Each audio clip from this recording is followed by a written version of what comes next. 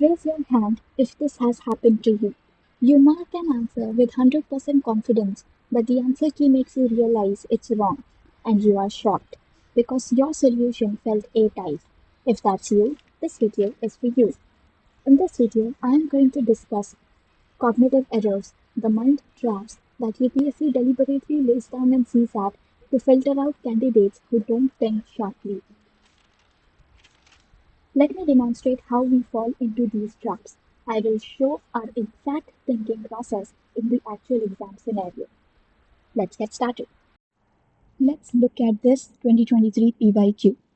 Raj has 10 pairs of red, 9 pairs of white, and 8 pairs of black shoes in a box. If he randomly picks shoes one by one without replacement from the box to get a red pair of shoes to wear, what is the maximum number of attempts he has to make? Okay, so let's write down 10 pairs of red, that means 20 shoes, 9 pairs of white is 18, and 8 pairs of black means 60. So in order to be 100% sure to get one pair of red shoes, he will have to make 34 attempts so that he can get rid of all the shoes. That is 34. Now 2 more attempts, that is 36, right? And yes, 36 is in the options, but you have just made a cognitive error known as pattern recognition bias. This is not the answer. This is incorrect. What is pattern recognition bias and why do you make it? If you look at the question here, it did not ask for minimum number of attempts. It asked for maximum number of attempts. 36 is the minimum number of attempts required to get a red pair. In order to get maximum, we have to make more number of attempts. Why did we make this error? That our brain swapped this word maximum with the word minimum. If you look at UPSC's previous year questions, CSAT questions, you will see it has asked many times for minimum number of attempts, or it has used the word at least as the keyword. What happens is when we solve these kind of questions, there is a pattern created in our mind subconsciously, and if you're not reading the question with full focus and mindfulness, the brain recognizes a pattern and swaps this word for minimum from its memory. And when it solves and gets the answer as 36 here, it sees in the option and you will mark it. And for those who read the question clearly and understood the demand that it is asking for maximum number of attempts, how will they solve? Yes. So you will think of those attempts that you will make in order to maximize your attempts to get a red pair. So what can you do? After 34 shoes being taken out of the box, maybe you will take out a shoe only for the right leg one by one. That means, see, there are 20 shoes, 10 for right, 10 for leg, right? Sorry, 10 for right, 10 for left. So maybe you take out 10 shoes only for the right leg. That means you will have to do plus 10. So you will have to make more 44 attempts in order to maximize the number of attempts to get a red pair of shoes. And yes, there is 44 in the option C, and you can mark it. But again, boom, you just made another cognitive error known as halo effect. This error is known as halo effect. What is this? This is halo effect of working memory. After all the multi-step calculation you just did, the moment your brain calculates 44 as the answer, the eyes scan the options and see 44 sitting right here as option C. Yes, right here as option C, you feel a sudden rush of dopamine, making you forget the most crucial step of adding plus 1 here. Because if you remember, we have just added 10 shoes for right leg. In order to get a pair, we need a shoe for left as well, right? So we need to add plus 1 to 44. But what we did here, we just forgot the most crucial step that actually completes the pair. And UPSC knows you will do 95% of the hard work here. Get excited and skip the last 5%, which is the most crucial step for getting the answer right as 45. And 45 is the right answer. In spite of doing all the hard work, you lose those 2.5 marks. There is one more tease I you. There are large number of silver coins weighing 2 grams, 5 grams, 10 grams, 25 grams, 50 grams each. Consider the following statements. To buy 78 grams of coins, one must buy at least 7 coins. To weigh 78 grams using these coins, one can use less than 7 coins. Which of the statements given above is or are correct? Alright, so we need to make 78 grams of silver coins. But if you look at the two statements here, first statement says to make up 78 grams, one must buy at least 7 coins. At least, that is minimum. The second statement says one can use less than 7 coins. That means both of them are actually contradictory. Both of them cannot be true at the same time. Either one is correct or statement 2 is correct. That means both 1 and 2 cannot be correct. Now let us see if we need less than 7 coins or minimum 7 coins. 78 grams, let's start with the highest denomination, 50. We cannot take one more 50. If we take 25, 75, and we don't have 3 grams. So let's take 10, 60, 70. And then we can take 2 grams into 4. That means 4, 5, 6, 7. 7 coins. Now let's also think of a scenario where can we make less than 7 coins in order to make up 78 grams? Is that possible? With 25, 50, 10 and 5 all are multiples of 5. That means we'll get an odd number. So we definitely need 2 grams. Can we reduce the number of 2-gram coins to 3? If we take 3 2-gram coins, then 50, 60, 70, 76. That means it's not possible. That means we need 7 coins at least to make up 78 grams. That is only option A is correct. Congratulations. The answer is incorrect. The correct answer is both 1 and 2. The very option we had initially considered cannot be true because we thought both of these statements are contradictory. Why? Why did we make this error? What was the trap here that we fell into? We made a cognitive error here.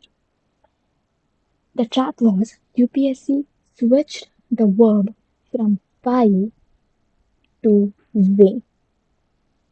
How does it change the answer? Let me show you.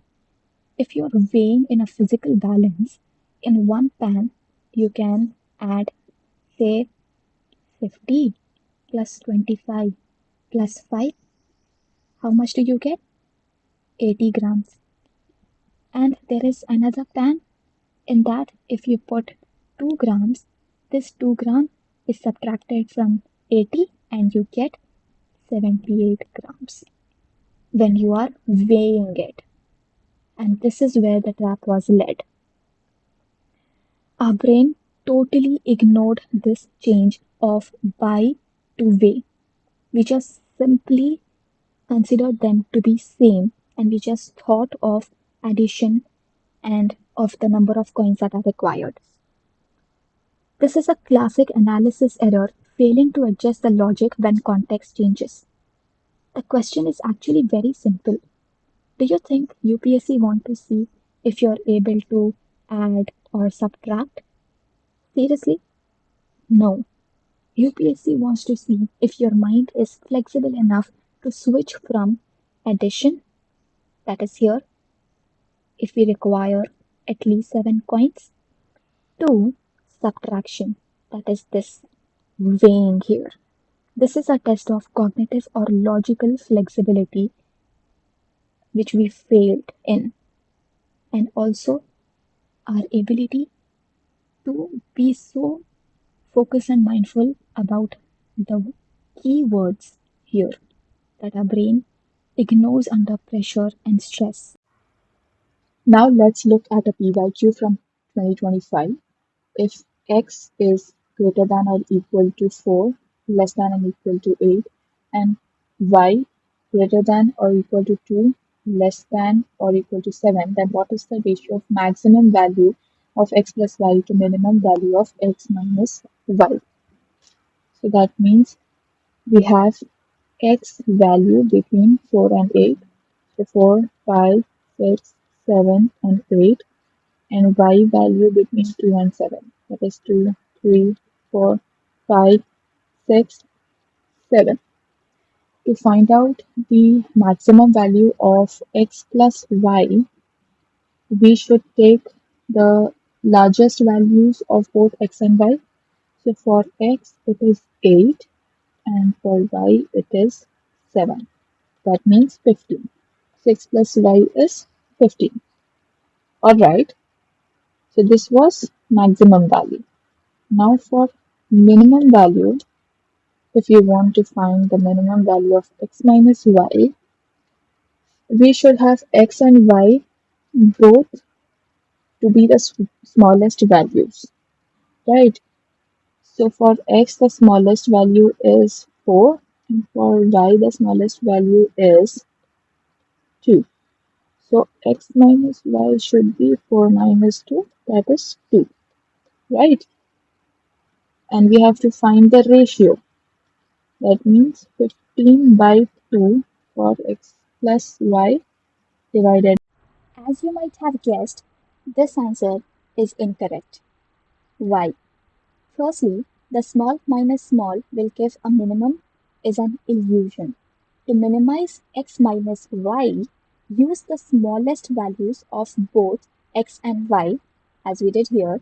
Sounds logical on surface, but it's a trap.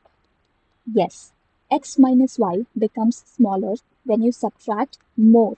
That is, y should be as large as possible. The value of y should have been taken here as 7. Then you would have done it like this. X would be 4 and 4 minus 7 would give minus 3. The negative sign here in the expression changes everything. And the ratio would become 15 by minus 3. And now here comes the real psychological trap. Even if we had calculated the right answer, 15 by minus 3, we might have doubted ourselves. As you can see, 15 by minus 3 is not there in the options. There is only none of the above. And we are averse to this option. Plus a negative ratio. That can't be right. Let me check again. Spending precious minutes resolving, second guessing, and ultimately getting frustrated, either skipping the question or marking safer option. This is known as the negative number avoidance bias. Why? Why does it happen? We are trained to expect nice answers, whole numbers, positive fractions, clean ratios. A negative denominator feels like we messed up somewhere. So the brain subconsciously rejects the negative part, as a positive answer feels safer and proper. This bias makes us choose a familiar, positive, and safer option over logically and mathematically correct one. UPSC tested whether you could spot the negative sign here in the answer and process it correctly, accept a negative result when math demands it. Resist the temptation to choose the clean answer over the correct one and be comfortable with none of the above option when that's what math gives you. If you have watched till here, that means you are struggling with these traps. But no worries, every problem has a solution. And this solution is not a magic trick, it's systematic brain training through deliberate, error focused practice. How does it work? It's a shift from solving hundreds of questions aimlessly to identifying these specific errors and eliminating them. We have already identified them. Your job is to eliminate them. And only this will refine your ability to stop falling into these traps. So, what do you actually do? You develop these cognitive skills, increase focus and mindfulness. Interpret the question correctly without rereading multiple times. Increase precision and accuracy. Practice logical order of thinking, no random solving, and master the double check rule. What is this rule? When you see your calculated number appearing in the options, pause for exactly 2 seconds. This is where the magic happens. That 2-second pause is when your logical brain catches up to your instinct. Reread the last line of the question and ask yourself, did I solve correctly or am I falling into the trap? In this question, that pause would have made you notice this word maximum, and you would have realized that you have calculated minimum number of attempts instead of maximum number. This would have changed the entire game, saving your 2.5 marks.